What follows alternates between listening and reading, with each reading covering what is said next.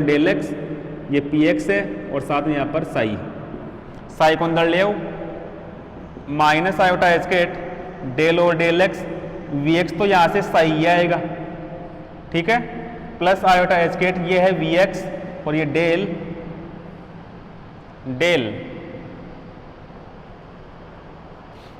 क्या हो जाएगा ना भाई, अरे ये तो लिख ही दिया ना मैंने पी एक्स की वैल्यू, तो डेल बाई डेल एक्स और ये साई आ गया, ठीक है ना, माइनस आयोटा एच कैट, इसका ए डॉट बी से करो, वी एक्स को कांस्टेंट रखो, del psi by del X, अब साई को कांस्टेंट रख लो, minus iota H cat del by del x और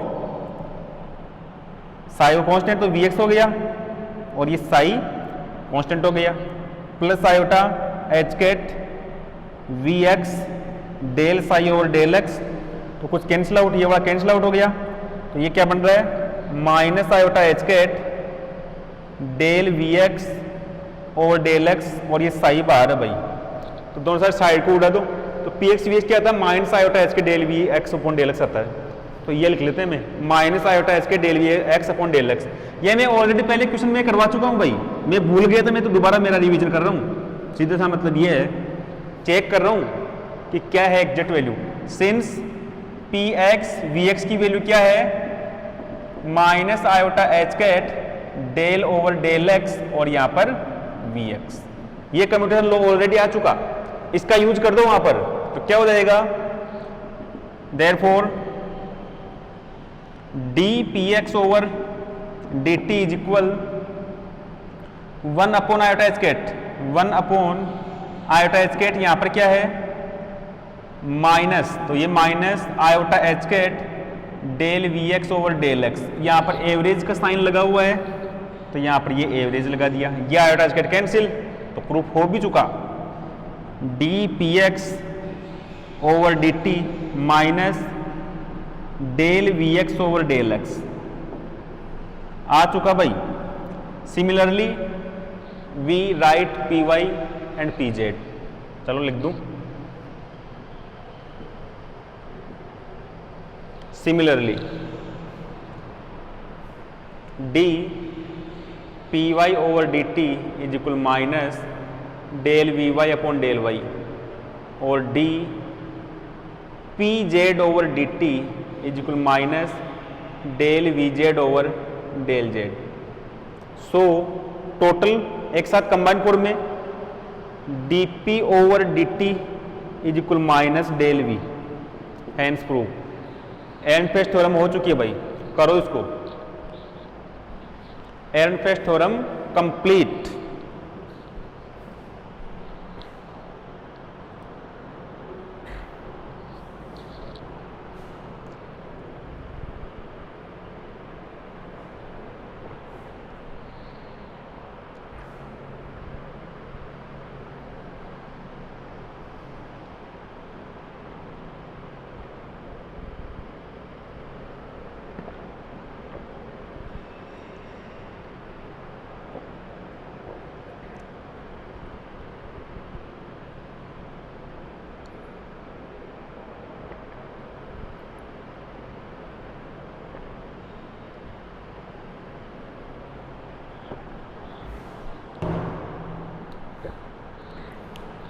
ठीक है, नेक्स्ट करते हैं eigen value equation, eigen value equation, ठीक है।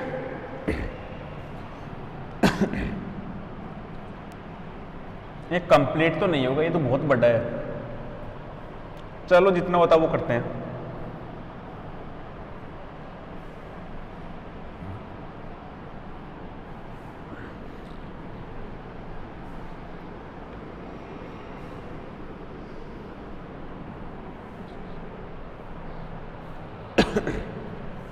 नेक्स्ट है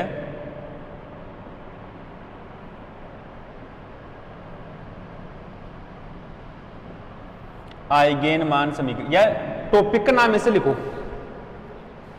eigen value and eigen function.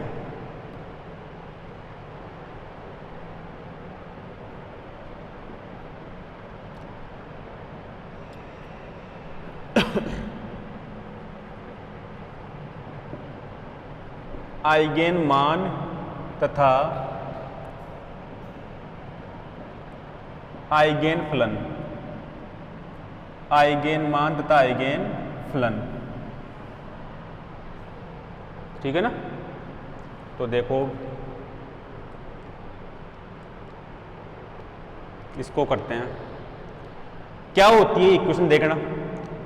एक एग्जाम्पल के थ्रू समझते हैं। पहले एक एग्जाम्पल लेके चल रहा हूं।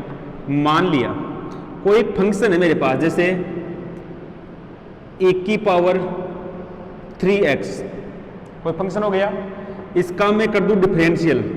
ये डी बाई डी एक्स को क्या कहते हैं, ऑपरेटर कहते हैं। क्या कहते हैं, ऑपरेटर। इसका कर दिया मेरा डिफरेंशियल, तो सॉल्यूशन क्या आएगा, 3e की पावर 3x ये आएगा। एक और लूं, जैसे साइन 5x, इसका मैं डिफरेंशियल कर दूं तो क्या आएगा, 5 cos 5x। एक बार और करूं, एक बार और, तो D square by D x square sine 5x का ये कर रहा हूं ना मैं, ये क्या हो जाएगा, -25 साइन 5x x। अब देखो, अब समझ में आ जाएगा आपके। e की पावर 3x सेम आ गया, सेम आ गया, लेकिन एक कांस्टेंट आ गया, कांस्टेंट आ गया ना। साइन 5x साइन 5x, लेकिन -25 एक कांस्टेंट आ गया। क्या आ गया, कांस्टेंट। और डी बाई डी एक्स एक ऑपरेटर है, D square by D x भी क्या है, एक ऑपरेटर है। तो e की पावर 3x के ऊपर एक ऐसा ऑपरेटर ऑपरेट हुआ, एक ऐसा ऑपरेटर ऑपरेट हुआ कि सेम फंक्शन किसी कांस्टेंट के साथ में आ गया, सेम फंक्शन किसी कांस्टेंट के साथ आ गया। साइन 5x के साथ में कोई एक ऐसा ऑपरेटर ऑपरेट हुआ कि सेम फंक्शन किसी कांस्टेंट के साथ में आ गया। ठीक है ना, सेम फंक्शन किसी कांस्टेंट के साथ में आ गया। तो यही है, यदि किसी फंक्शन के ऊपर, यदि किसी फंक्शन के ऊपर कोई ऑपरेटर ऑपरेट हो और सेम फंक्शन आ जाए किसी कांस्टेंट के साथ में, किसी कांस्टेंट के साथ में, तो इस फंक्शन को कहते हैं आइगेन फंक्शन, आइगेन फलन, और इस कांस्टेंट को कहते हैं आइगेन वैल्यू। आइगेन वैल्यू समझ में आ गया। यदि किसी फलन के ऊपर किसी संकारक की संक्रिया से वही तरंग फलन किसी नियत राशि, किसी नियतांक के साथ प्राप्त हो, तो उस नियतांक को क्या कहते हैं अपन, आइगेन मान, और उस फलन को क्या कहते हैं, आइगेन फलन। लिखता हूं उसको, यह समझ में आ गया आपके, समझ में आ गया ना। कैसे, देखो कोई फंक्शन है साई, इसके ऊपर कोई एक ऑपरेटर ऑपरेट हुआ ए, तो सेम फंक्शन आ गया लेकिन कोई कांस्टेंट आ गया लैम्डा। साई के ऊपर एक ऑपरेटर ऑपरेट हुआ ए, सेम फंक्शन किसी कांस्टेंट के साथ में, तो इस कंडीशन में ये जो फंक्शन है इसको बोलते हैं अपन आइगेन फंक्शन। क्या बोलते हैं अपन, आइगेन फंक्शन, आइगेन मान, आइगेन फलन, आइगेन फलन। ठीक है। और ये जो कांस्टेंट आ गया, इस कांस्टेंट को क्या बोलते हैं अपन, आइगेन मान, आइगेन वैल्यू, आइगेन वैल्यू। ठीक है ना, eigen value.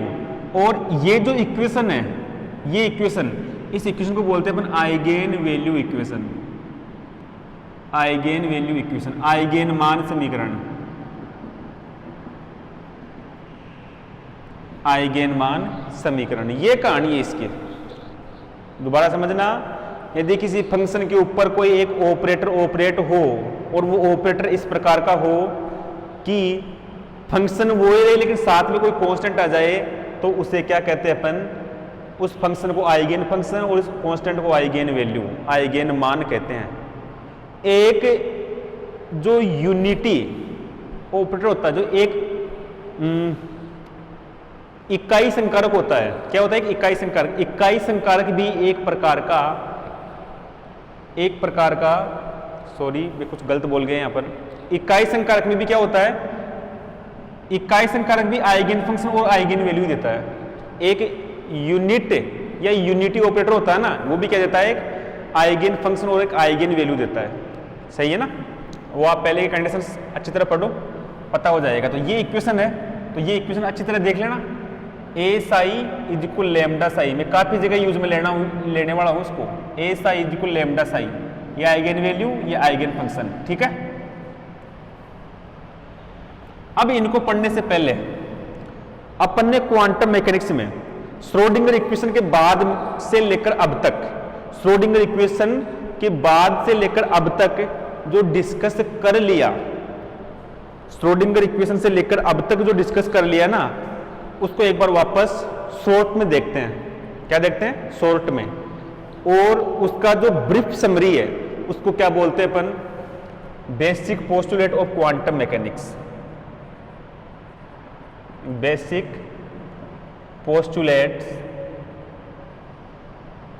Of quantum mechanics.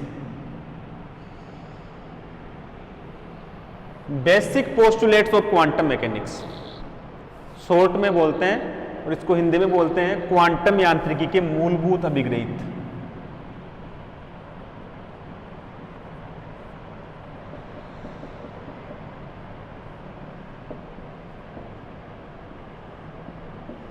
मूलभूत अभिग्रहित, basic postulates of quantum mechanics क्या क्या है? अभी तक का जो श्रोडिंगर इक्वेशन के बाद से लेकर अब तक का जो अपने टोटल स्टडी कर ली, वो स्टडी ही क्या है? मूलभूत अभिग्रहित है, बेसिक पोस्टुलेट से, ठीक है। कैसे, कौन कौन से हैं वो शॉर्ट में देखते हैं। फर्स्ट, क्वांटम मैकेनिक्स में, क्वांटम मैकेनिक्स में यदि किसी पार्टिकल की टोटल स्टडी करनी है, या फिर ये कहूं यदि क्वांटम मैकेनिक्स में किसी पार्टिकल को टोटली डिस्क्राइब करना है, क्या करना है? टोटली डिस्क्राइब, तो क्या करते हैं? उसके लिए एक वेव फंक्शन यूज में होता है। क्या होता है? एक वेव फंक्शन, जिसको क्या बोलते हैं? Sai R T. यानी यह है क्वांटम यांत्रिकी में किसी कण की संपूर्ण व्याख्या, किसी कण की संपूर्ण व्याख्या किसके द्वारा करते हैं? तरंग फलन साई आर टी के द्वारा। जैसे क्लासिकल मैकेनिक्स में F बराबर एम ए के द्वारा करते हैं ना अपन, F बराबर एम ए के द्वारा, वैसे ही यहाँ पर किसके द्वारा करते हैं? Wave function psi R T के द्वारा। और ये वेव फंक्शन क्या होता है? एक कॉम्प्लेक्स क्वांटिटी होती है, एक सम्मिश्र राशि होती है, जो किसको रिप्रेजेंट करती है?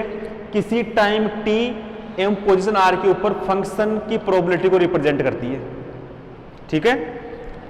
दोबारा समझना, क्वांटम मैकेनिक्स में किसी पार्टिकल की टोटल व्याख्या करने के लिए, एक्सप्लेनेशन करने के लिए एक वेव फंक्शन का यूज लेते हैं। वेव फंक्शन एक कॉम्प्लेक्स क्वांटिटी होती है, सम्मिश्र राशि होती है, जो किसी टाइम t एवं पोजीशन r के ऊपर, टाइम t एवं पोजीशन r के ऊपर कण के पाए जाने की प्रायिकता को व्यक्त करता है। Represent the probability to be found of particle at time t and position r।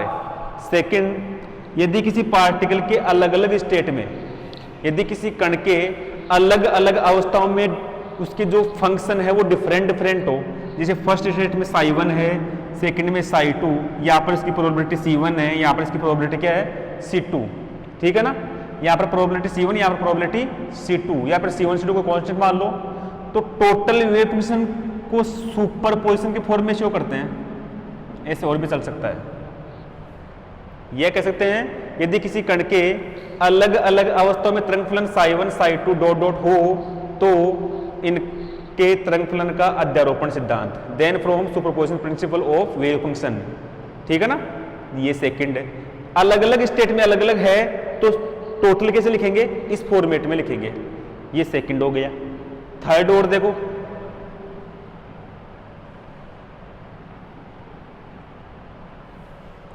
Third ये है, यदि पार्टिकल का wave function psi R T है, क्या है? Wave function psi R T, तो किसी पोजीशन r एवं टाइम t के ऊपर कण के पाए जाने की प्रायिकता क्या होती है? पी आर टी क्या होता है? साई आर टी जो होता है उसके मैग्नीट्यूड का स्क्वायर होता है। ये थर्ड पोस्टुलेट है, ये होता है ना। और इसको किसके द्वारा रिप्रेजेंट करते हैं अपन? साई स्टार आर टी और साई आर टी के द्वारा। साई स्टार क्या है? Complex conjugate of Sai R T. What is Sai R T?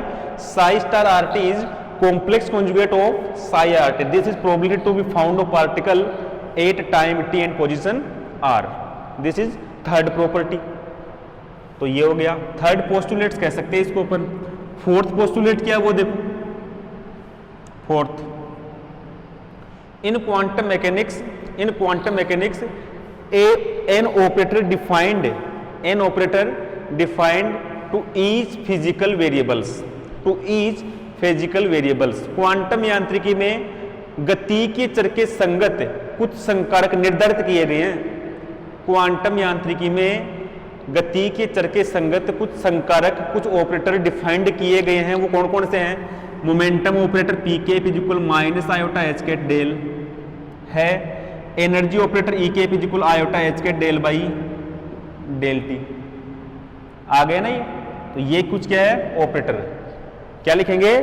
Quantum यांत्रिकी में गति के चरों से संबंधित कुछ संकारक परिभाषित किए गए हैं। In quantum mechanics some operators are defined corresponding to physical variables. Example momentum operator, energy operator. ठीक है ना? ये फोर्थ प्रॉपर्टी हो गई। फिफ्थ प्रॉपर्टी,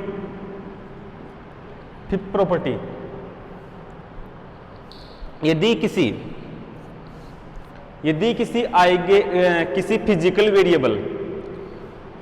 फिजिकल वेरिएबल की अपन एग्जैक्ट वैल्यू लेना चाहे, यदि किसी फिजिकल वेरिएबल की अपन एग्जैक्ट वैल्यू लेना चाहे तो वो किससे ऑब्टेन होती है?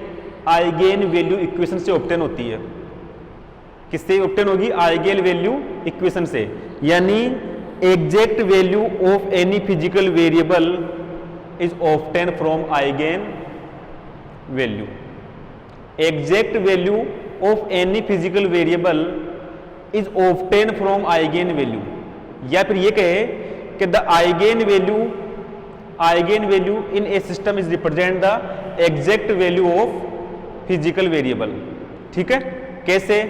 ऐसे मान लो मैं यहां पर लगा दूं ई, जैसे हमारे पास कोई फंक्शन है साई 5t हो गया, और मैं यहां पर एनर्जी ऑपरेटर लगा दूं। क्या लगा दूं?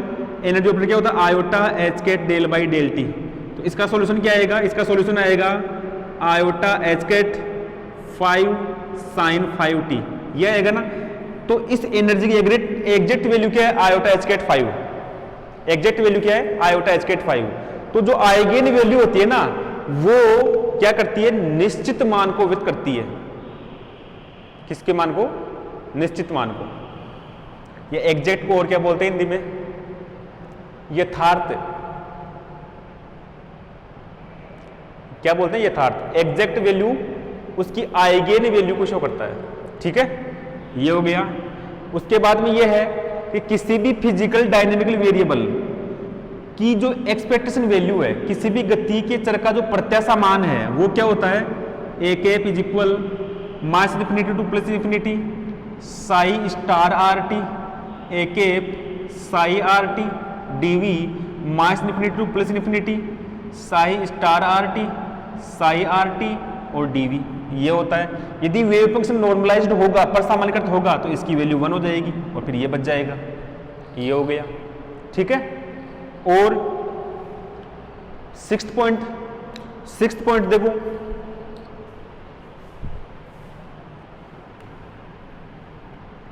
सिक्स्थ पॉइंट ये है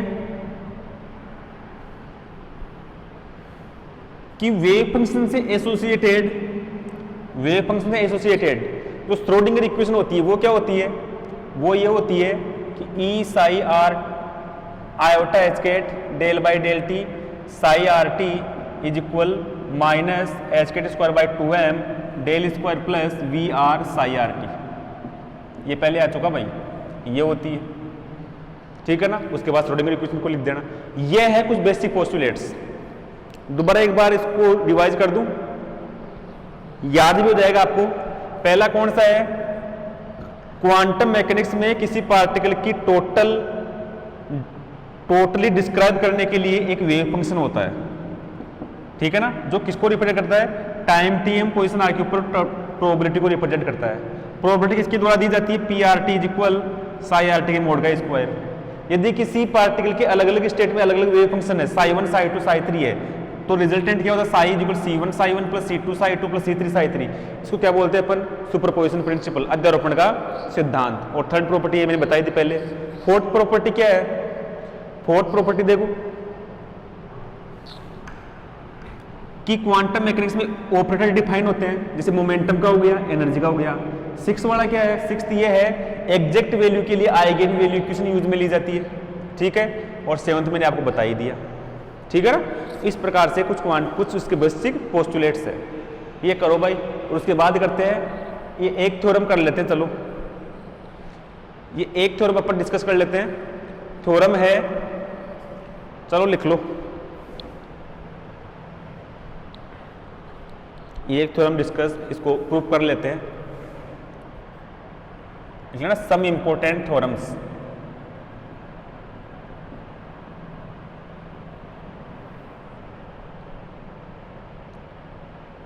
कुछ महत्वपूर्ण प्रमेय।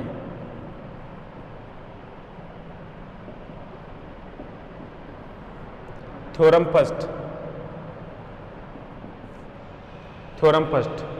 फर्स्ट थ्योरम ये बोलती है कि हर्मिटियस संकारक जो होता है उसके आइगेन मान वास्तविक होते हैं। हर्मिटियस संकारक के आइगेन मान क्या होते हैं, वास्तविक। Hermitian operator have real eigen value, Hermitian operator have real eigen value. मान लिया कि एक कोई हर्मिटियस संकारक है, क्या है, हर्मिटियस संकारक, और इसके रिस्पेक्ट में उसकी आइगेन वैल्यू कितनी है, लेमडा। तो ये बोलता है कि लेमडा स्टार बराबर क्या होता है, लेमडा। वास्तविक राशि की कंडीशन है ये कि वास्तविक राशि का सम्मिश्र संयुग्म भी क्या होता है, सेम वो एक वैल्यू देता है, पता ना ये। तो क्या प्रूफ करना है, स्टेटमेंट लिख लेना, हर्मिटियस संकारक के आइगेन मान वास्तविक होते हैं। Hermitian operator have real eigen value, ठीक है ना। यानी ये प्रूफ करना lambda star is equal lambda. जैसे वास्तविक का मतलब जैसे कोई 2 आ गया तो 2 का स्टार भी क्या होता है, 2 ही होता है, इस प्रकार से।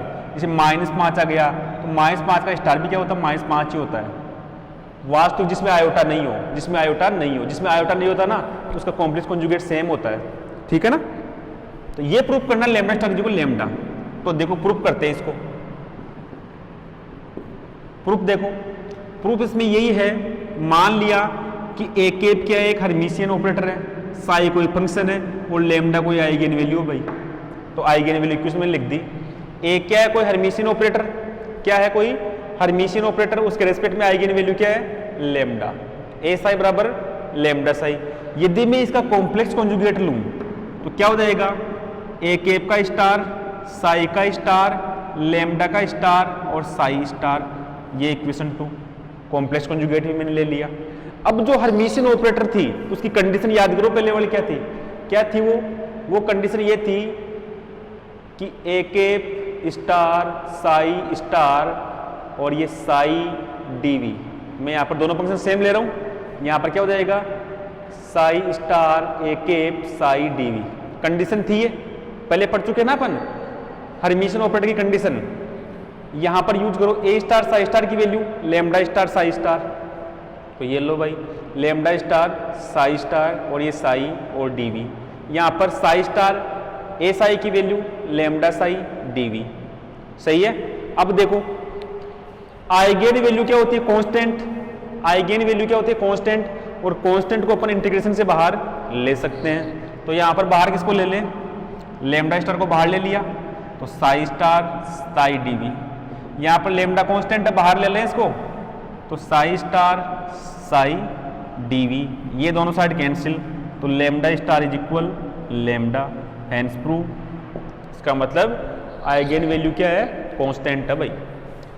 इसका मतलब आइगेन वैल्यू क्या है, कांस्टेंट। इजी है ना ये, क्या प्रूव करना, बहुत इजी।